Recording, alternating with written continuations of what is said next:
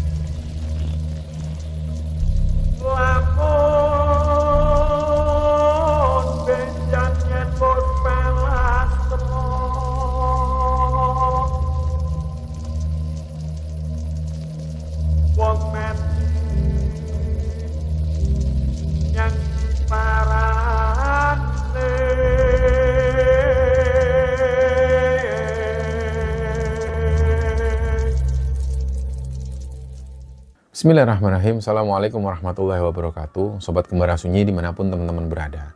Pada kesempatan kali ini kami akan membagikan kisah yang dikirim oleh Sobat Kembara yang bernama Ferry, yang asalnya dari salah satu kota di Jawa Timur. Sebelum kita masuk ke ceritanya, untuk teman-teman yang nonton tayangan ini dan belum subscribe, jangan lupa untuk subscribe lebih dulu agar channel Kembara Sunyi ini lebih berkembang lagi dan kami lebih bersemangat lagi dalam membuat konten-konten terbaru di Kembara Sunyi. Dan untuk teman-teman yang telah mendukung kami sejauh ini, kami mengucapkan terima kasih banyak. Semoga amal kebaikan teman-teman dibalas kebaikan berlipat oleh Allah Subhanahu wa Ta'ala.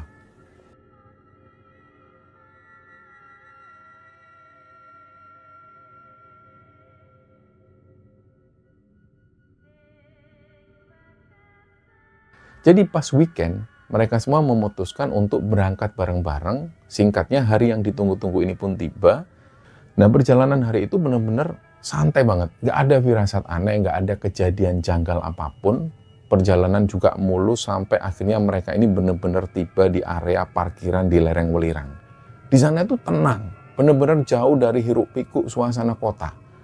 Akhirnya dari pengalaman pertama yang benar-benar memuaskan itu, rombongan ini atau geng ini itu malah ketagihan.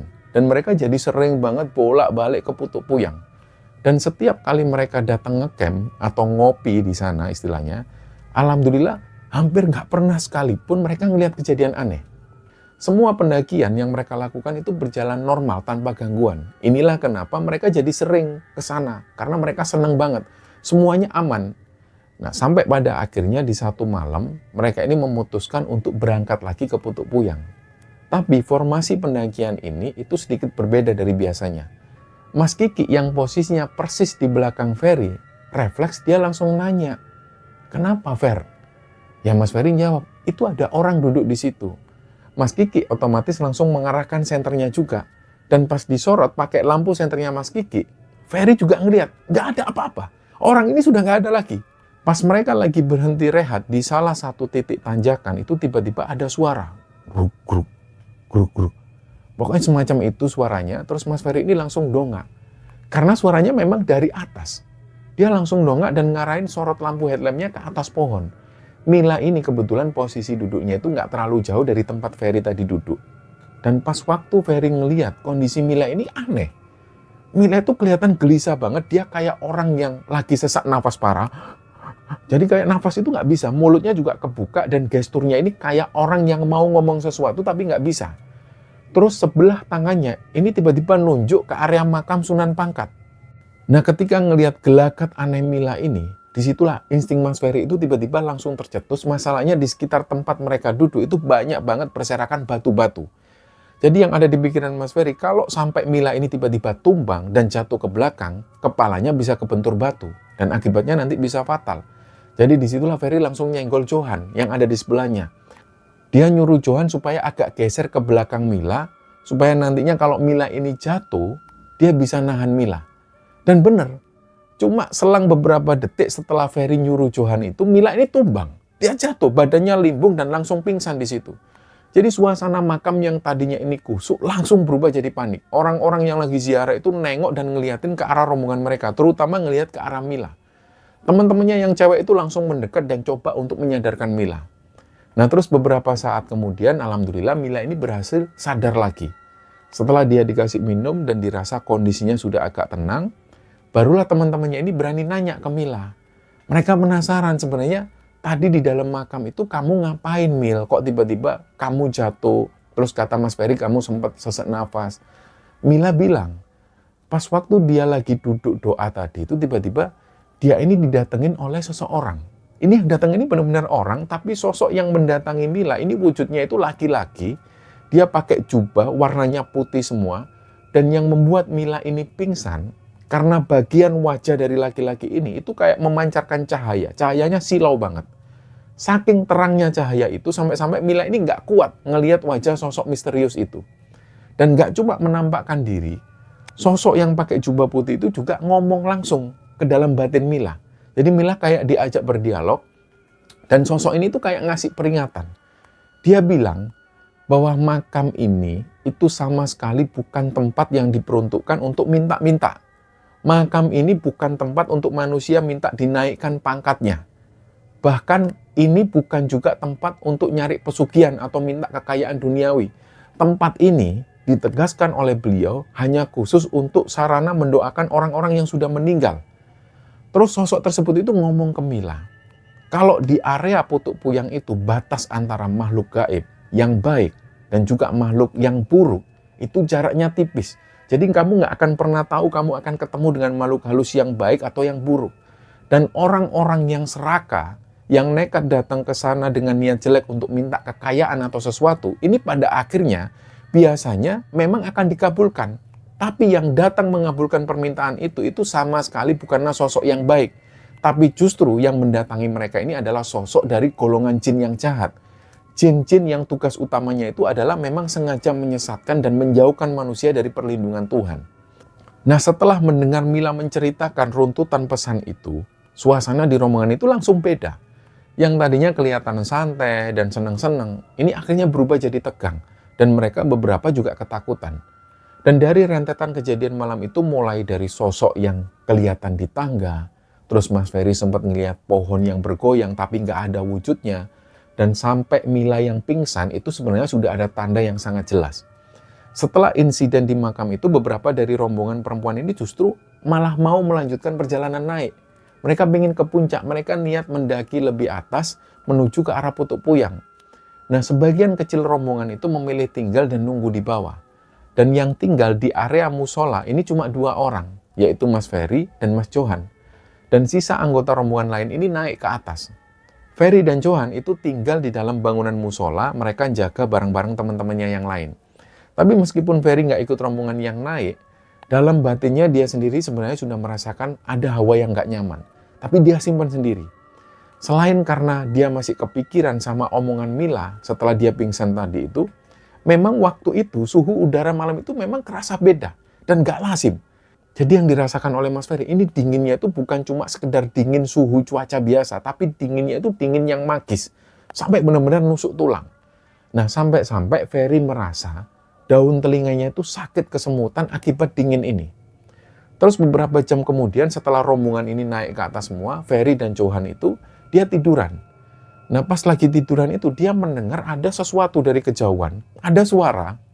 Kalau didengar-dengar, ini suaranya itu persis banget kayak suara teman-teman perempuan rombongan mereka. Jadi kayak teman-teman rombongan mereka yang cewek itu lagi ngobrol. Mereka kedengaran lagi ketawa-ketawa dan asik ngobrol. Mas Ferry yang dengar itu langsung noleh dan ngomong ke Johan, itu suara anak-anak ya Han? Johan jawab, oh iya kayaknya mas. Nah di pikiran mereka, yang rombongan ini sudah dalam perjalanan turun, balik ke musola. Tapi anehnya setelah ditunggu-tunggu 5 menit, 10 menit, sampai 1 jam, suara obrolan ini hilang. Nah, mereka sudah bingung di situ, ini tadi siapa? Dan karena saking bosannya nungguin, Dari situ Mas Ferry dan Johan ini akhirnya merebahkan badan, ya mereka istirahat. Nah mereka rebahan santai beralaskan tikar musola, sampai pada akhirnya mereka berdua itu tertidur nyenyak. Ferry dan Johan ini sama sekali nggak tahu kalau di saat yang bersamaan ketika mereka tidur itu ternyata teman-teman mereka yang ada di atas, mereka itu ternyata mengalami teror. Dan teror kejadian ini levelnya jauh lebih parah, bahkan mengancam keselamatan nyawa. Jadi ceritanya yang ikut naik waktu itu lumayan banyak, ada Putri, ada Mbak Tuti, Mila, Kak Vivi, dan juga rombongan-rombongan cowok lain termasuk Mas Kiki. Sebenarnya niat mereka ini simpel. Mereka naik itu, mereka nggak ada niatan aneh-aneh, mereka cuma pengen naik sedikit ke dataran yang lebih tinggi untuk menikmati suasana malam dan ngelihat pemandangan dari atas. Di awal-awal mereka jalan dari area makam Sunan Pangkat itu, perjalanan mereka ini masih normal. Jalurnya juga masih berubah satu jalur pendakian yang jelas. Meskipun suasananya memang gelap karena cuma mengandalkan senter. Tapi tapak jalannya itu masih bisa diikuti dengan gampang. Ini yang membuat mereka itu yakin bisa naik ke atas. Mereka jalan beriringan sambil sesekali mereka ngobrol.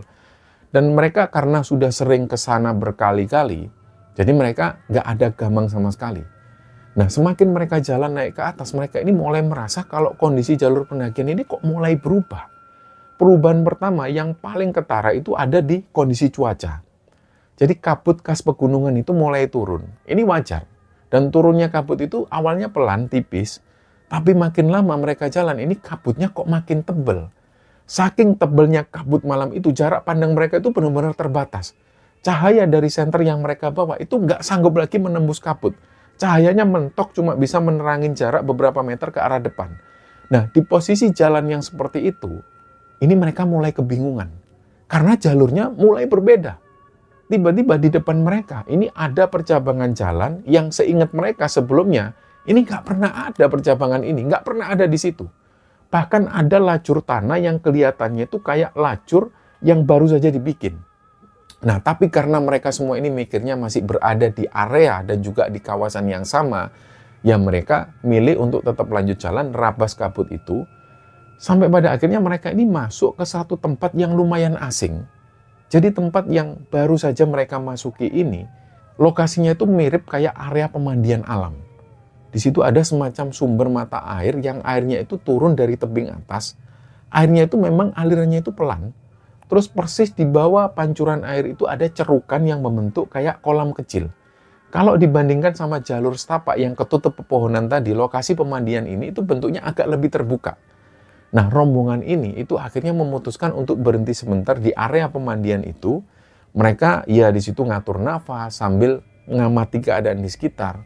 Dan di situ Mila ini sebenarnya sejak dari area makam tadi ini sudah banyak diemnya. Dia sudah nggak banyak ngomong dan nggak ikut nimbrung ketika teman-temannya ngobrol. Tapi pas mereka lagi istirahat di tempat pemandian itu, Mila ngelihat. Di situ Mila ngelihat ada banyak sosok perempuan di sana. Dan sosok-sosok perempuan ini itu berdiri mengelilingi area sumber di sana. Semua perempuan itu yang dilihat oleh Mila, mereka ini pakai balutan baju warnanya kuning. Wajah mereka semua itu cantik-cantik. Terus sosok wanita-wanita itu atau perempuan-perempuan itu mandi. Ya, ini yang nggak masuk akal, ada perempuan dengan busana yang seperti itu mandi di tengah dinginnya malam gunung. Nah, disitulah Mila diam. Dia nggak langsung cerita ke teman-teman yang ada di sebelahnya. Mila ini terus ngelihat ke arah sosok-sosok itu, sedangkan teman-teman rombongan yang lain ini sama sekali nggak ngelihat apapun. Nah, ternyata di antara rombongan ini ada yang namanya Vivi. Vivi ini memang punya sedikit kepekaan batin. Dia mulai ngerasa ada yang aneh di area kolam itu. Dia sebenarnya juga sudah mau ngomong, loh itu kok ada. Tapi belum sempat selesai ngomong, Vivi itu badannya didorong dari belakang. Saking kerasnya dorongan itu, Vivi langsung jatuh. Dan mereka semua panik, loh mbak kenapa mbak? Vivi jawab, dia ngeles jawab ke teman-temannya kalau dia barusan kepleset. Sebenarnya Vivi ngerasa dia didorong oleh sesuatu dan itu jelas banget. Jadi rombongan yang awalnya tadi ini mau nyantai jalan-jalan menikmati suasana, ini akhirnya berubah jadi tegang. Disitulah gestur tubuh Mila ini mulai berubah lagi. Mila mulai ngangkat tangannya dan mulai megang lehernya terus-terusan. Dia mengeluh kalau lehernya itu berat banget. Selain itu, area baunya juga kaku dan tegang. Nafas Mila di situ mulai ngos-ngosan dan sama sekali nggak teratur. Badannya juga mulai limbung kanan kiri sampai beberapa kali Mila ini hampir jatuh. Nah, Mas Kiki yang waktu itu jadi leader rombongan ini langsung sadar. Mas Kiki tahu ini sudah benar-benar nggak beres dan membahayakan nyawa mereka. Akhirnya disitulah Mas Kiki langsung bilang, udah yuk kita balik, kita turun. Semua anggota rombongan ini langsung turun. Dan karena sepanjang jalur turun itu kabutnya ini makin tebal dan menghalangi pandangan, yang membuat frustasi adalah jalur setapak yang baru mereka lewati pas mereka naik itu bentuknya beda lagi. Seolah-olah mereka pas naik ini sama sekali nggak lewat di jalur tersebut. Untungnya rombongan ini berhasil sampai lagi ke area sekitar makam Sunan Pangkat. Ketika sampai di area Sunan Pangkat itu mereka bersyukur. Akhirnya mereka bisa sampai di sana. Sementara itu Mas Ferry sama Mas Johan yang mereka lagi tidur di musola bawah, itu tiba-tiba dia dibangunkan oleh Mbak Tuti. Mbak Tuti ini turun duluan dengan kondisi yang masih setengah sadar. Mas Ferry dan Mas Johan itu langsung ngelihat ke arah depan pintu musola. Ternyata rombongan-rombongan ini sudah turun dan sudah kumpul di satu titik, tapi suasananya itu benar-benar berasa beda banget. Nggak ada satupun dari teman-temannya ini yang ngomong. Wajah mereka ketakutan semua. Terutama ketika mereka memperhatikan wajahnya Mila. Wajahnya Mila ini sudah pucat, ekspresinya kayak orang yang lagi nahan mual atau mau muntah. Tapi sama sekali nggak ada yang bisa keluar dari mulutnya Mila. Akhirnya di situ Mas Ferry yang baru bangun tidur, dia nanya, "Loh ini kenapa? Mila kenapa itu?" Teman-teman cuma jawab, "Udah Mas, nanti aja ceritanya Mas kalau pas sudah di Surabaya." Mas Ferry langsung narik kesimpulan sendiri, dia simpen dalam hati, ini pasti ada kejadian yang bukan kejadian kecil. Pasti ini kejadian bukan hal remeh. Akhirnya di situ Ferry dan teman-teman langsung beres-beres, memasukkan barang-barang bawaan semua ke dalam tas, mereka memutuskan langsung turun gunung. Mereka ingin sesegera mungkin pulang ke Surabaya. Nah akhirnya ketika mereka di dalam mobil, hampir nggak ada satupun yang ngomong. Akhirnya singkatnya mereka tiba di Surabaya, dan seperti rutinitas kebiasaan mereka selama ini, mereka masih sempat memutuskan mampir dan kumpul dulu di warkop langganan mereka yang ada di Surabaya itu. Tujuannya ya kalau di warkop nanti bisa menenangkan diri lah. Mereka pesen wedang jahe atau kopi panas supaya badan agak enakan dan rasa kagetnya itu agak mereda. Akhirnya sesampainya di warkop itu semuanya ini masih diam. Beberapa menit pertama nggak ada satupun yang berani buka mulut, nggak ada yang buka suara duluan untuk cerita. Mas Ferry ini akhirnya nggak tahan lagi. Dia langsung tanya, itu sebenarnya tadi itu ada apa Torek? Nah disinilah Mila akhirnya ngomong dan mengungkapkan apa yang dia simpan sendiri. Mila di situ bilang bahwa waktu di pemandian itu dia ngelihat dengan sangat jelas ada banyak perempuan di sana. Dan para perempuan itu pakai baju yang warnanya itu kuning terang, wajah mereka cantik-cantik semua. Dan ketika mendengar pengakuan belak-belakan dari Mila itu, teman-teman yang waktu itu ikut naik ke atas, mereka juga langsung kaget. Karena Mila belum cerita ini sebelumnya. Dan sejujurnya nggak ada satupun dari mereka selain Mila yang ngelihat penampakan perempuan-perempuan mandi itu. Baru setelah pengakuan Mila itulah, Vivi ikutan buka suara. Vivi mengakui dengan jujur kalau sebenarnya waktu itu dia juga ikut ngelihat rombongan perempuan yang baju kuning ini dengan mata kepalanya sendiri.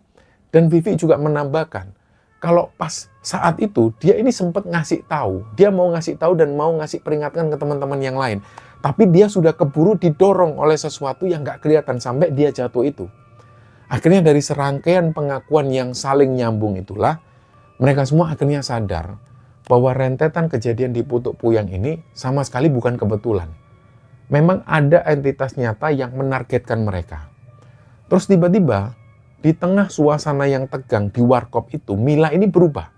Awalnya Mila cuma terdiam, terus nggak lama badannya itu mulai goyang dan limbung. Terus Mila ini jatuh. Benar-benar dia jatuh di lantai, tiba-tiba Mila jatuh dan pingsan. Jatuhnya Mila itu benar-benar keras banget sampai bagian kepalanya itu sempat kena lantai. Akhirnya mereka semua langsung nolongin Mila dan nggak lama Mila bangun dan bangkit lagi. Dan persis di detik Mila bangun inilah, dia tiba-tiba nembang. Mila ini nembang dan suaranya itu benar-benar kayak sinden yang suaranya tinggi dan melengking. Ini jelas-jelas bukan suara Mila yang biasa mereka dengar sehari-hari. Dan yang lebih nggak masuk akal lagi, Mila itu kok bisa dia menyanyikan lirik tembang Jawa dengan sangat lancar dan fasih. Padahal seumur-umur mereka berteman, mereka ini belum pernah sekalipun mendengar Mila punya hobi nyanyi tembang Jawa semacam itu. Dan seketika itu juga semua orang yang ada di warkop ini langsung diam. Orang-orang yang tadinya ini asik ngobrol, ada juga yang lagi asik main gitar, semuanya langsung berhenti. Jadi seluruh pengunjung di warkop itu langsung ngelihat ke arah Mila, yang Mila itu lagi nembang di tengah ruangan sambil tangannya itu kayak menari-nari gemulai. Mereka akhirnya memutuskan Mila ini harus secepatnya dibawa keluar dari warkop itu. Yang pertama ya karena mereka malu dengan pengunjung yang ada di sana. Dan yang kedua, kondisi Mila yang lagi kerasukan ini jelas sudah nggak memungkinkan untuk dibiarkan di tempat umum seperti itu. Akhirnya mereka memapah Mila dan membawa Mila pergi menuju ke rumahnya Putri. Sesampai di rumahnya Putri, tingkah Mila ini kembali berubah lagi. Mila itu tiba-tiba bisa ngomong dengan normal. Tapi jelas ini bukan kesadaran Mila yang sedang ngomong. Logat bicaranya itu berubah total. Logatnya itu kayak mereka ini asing lah mendengar logat ini. Bahasa yang digunakan juga sangat berbeda dari gaya bahasa Mila sehari-hari. Nah, sosok gaib yang merasuki tubuh Mila ini kemudian dengan lantang memperkenalkan diri. Dia itu menyebut identitasnya sebagai Putri Kuning. Intinya di situ dia mengenalkan dirinya. Jenengku Putri Kuning. Nah, sosok Putri Kuning ini ngomong secara belak-belakan bahwa dia katanya sangat suka dan dia tertarik dengan sosok Mila. Dan Putri Kuning ini terang-terangan menyatakan niatnya kalau dia ingin membawa Mila ikut bersama ke alamnya. Dia ingin Mila tinggal di alamnya untuk menemani dia. Sama sekali nggak ada satupun yang menjawab atau berdebat menentang omongan entitas ini. Akhirnya nggak berapa lama Mila sadar. Mila sadar lagi, dia kayak orang linglung. Dia tanya, loh ini ada apa kok tiba-tiba ada di sini, perasaan tadi di warkop. Nah, Mila ini sudah benar-benar linglung, dia baru sadar, dan nggak lama setelah situasi kondusif itu teman-temannya ngantar Mila pulang.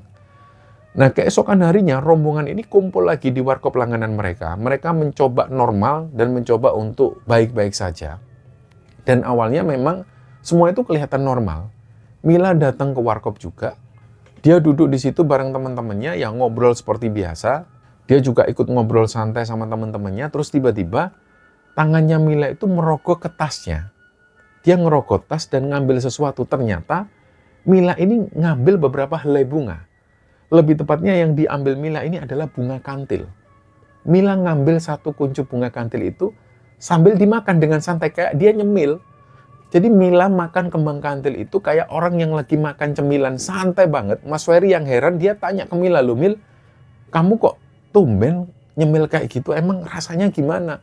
Mila jawab enteng, "Manis mas, enak kok, coba aja Mas Ferry, kalau mau nyoba aja." Ferry ini akhirnya ngambil sedikit kelopak bunga itu, terus dia coba cicipin, dan ternyata rasanya itu benar-benar pahit. Saking pahitnya, Mas Ferry ini langsung meludahkan bunga itu. Nah, di situ mereka masih yakin kalau urusan mereka dengan sosok Putri Kuning ini benar-benar belum beres. Dan firasat buruk mereka ini ternyata langsung terbukti. Jadi nggak berselang lama, setelah insiden makan kembang kantil itu muncul lagi satu kejadian. Jadi waktu itu, di warkop ini ada pengunjung lain yang duduknya itu nggak jauh dari meja mereka. Dia ini perempuan.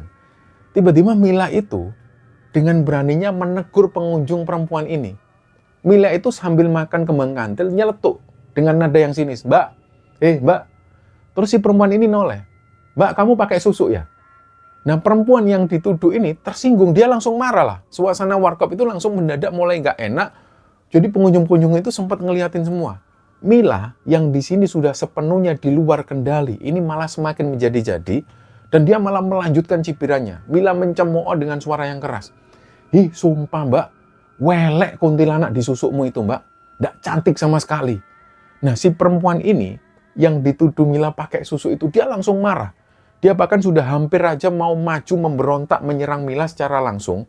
Untungnya amukan itu masih bisa dicegah dan ditahan sama orang-orang di sekitar situ.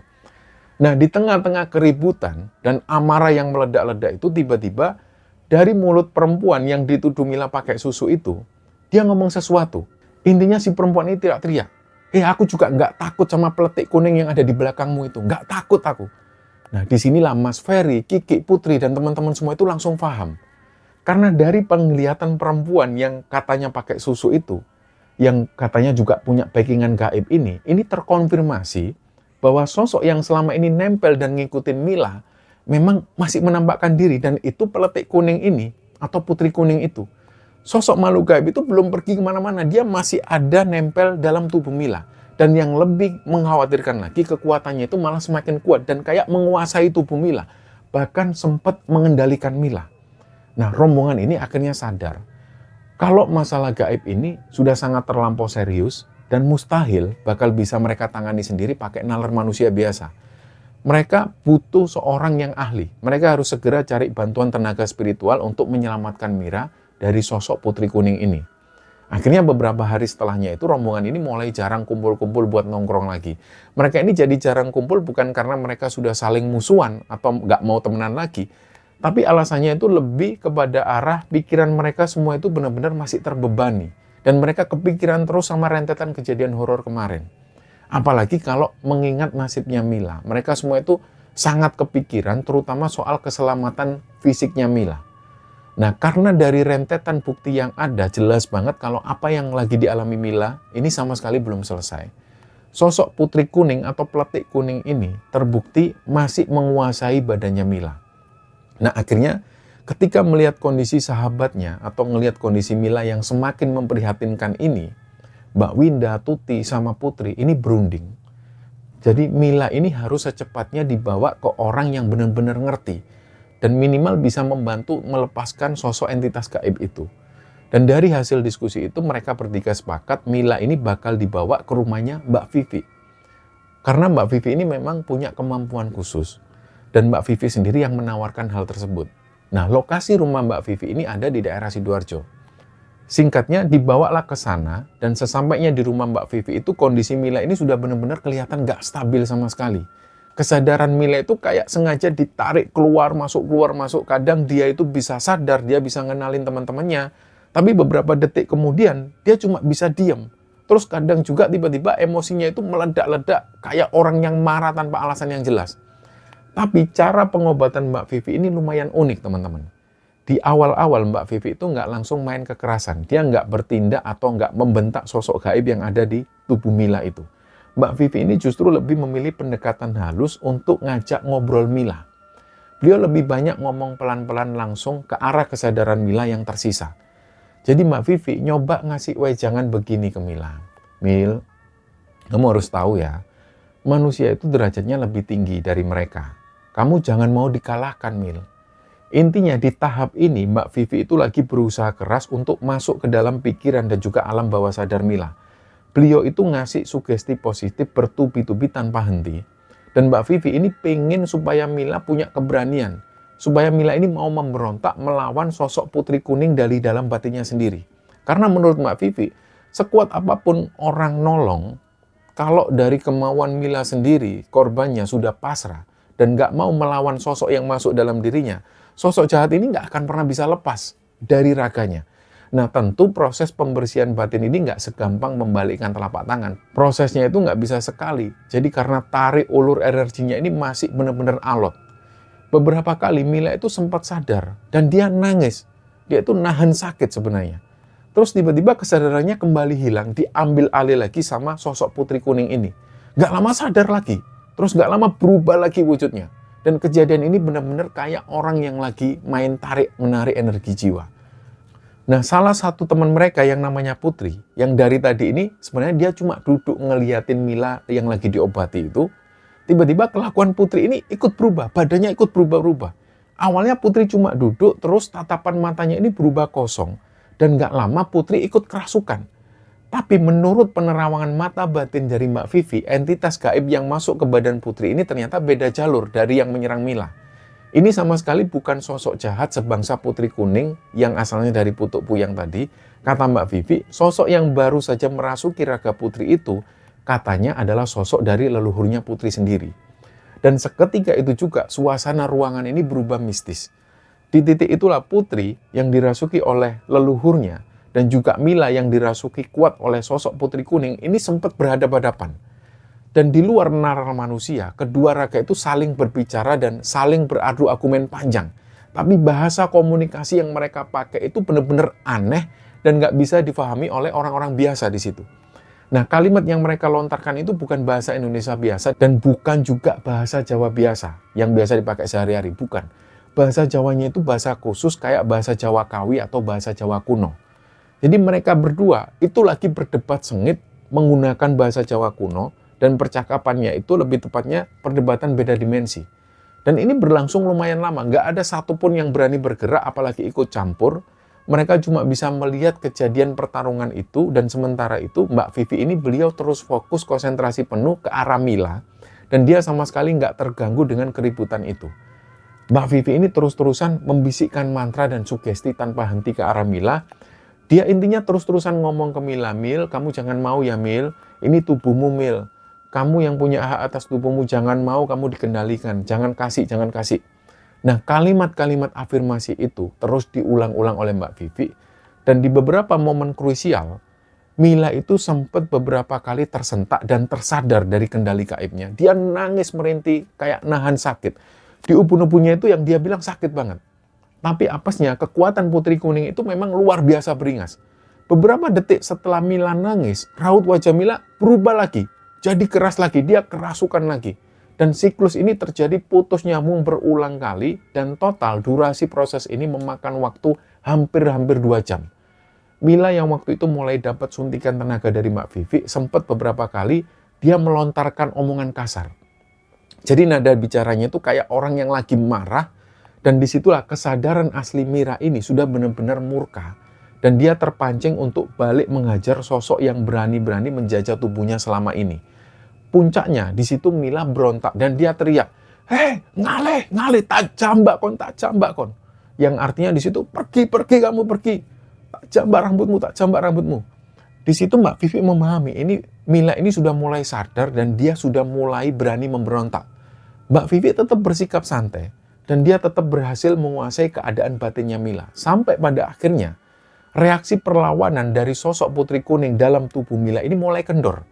Mereka semua akhirnya tahu bahwa sosok entitas Putri Kuning yang selama ini ngikut dan nempel di tubuh Mila, ini akhirnya sudah benar-benar dilepaskan malam itu. Terus akhirnya beberapa waktu kemudian mereka ini berani kumpul-kumpul. Mereka berani nongkrong lagi dengan formasi lengkap di warkop itu. Nah, di situ mereka mulai bisa ngobrol-ngobrol santai kayak sedia kala, dan Mila sendiri alhamdulillah kondisinya ini juga kembali sehat dan kembali normal seperti sedia kala. Dan tahun-tahun pun berlalu, sebagian besar dari rombongan ini sudah sukses. Dan alhamdulillah mereka punya kehidupan masing-masing. Ada dari mereka ini yang sudah berkeluarga, ada juga yang sudah resign dan pindah jalur pekerjaan di tempat lain. Ada juga di antara mereka ini yang sekarang posisinya sudah jarang banget kumpul bareng dengan formasi lengkap seperti zaman lajang dulu. Dan dari semua rentetan pengalaman yang mengancam rombongan ini, ada beberapa hal penting yang sangat mereka sadari seutuhnya. Nyatanya nggak semua tempat di bumi ini diciptakan dengan derajat gaib dan penguasa yang sama. Memang ada tempat-tempat yang hawanya itu memang aman dan bisa didatangi seenak jidat oleh siapapun untuk rekreasi misalnya. Tapi memang ada juga tempat-tempat tertentu peninggalan para leluhur yang bisa dibilang haram hukumnya didatangin secara sembarangan, sembrono. Dan sebaiknya cuma didatangin dengan niat tulus dan perilaku yang jauh lebih hati-hati serta sopan. Nah, peringatan keras ini bukan berarti kita semua diajarkan untuk tunduk jadi manusia yang nyalinya ciut dan penakut sama hal gaib, bukan. Tapi ini lebih condong kepada pembentukan sikap. Supaya kita tahu diri di mana tempat kaki kita berpijak. Nah, kisah inilah teman-teman yang dibagikan oleh Mas Ferry, dan semoga kisah ini bisa kita ambil hikmah dan bisa kita ambil pelajaran bagi kita semua. Dan mohon maaf jika ada salah-salah kata. Wassalamualaikum warahmatullahi wabarakatuh.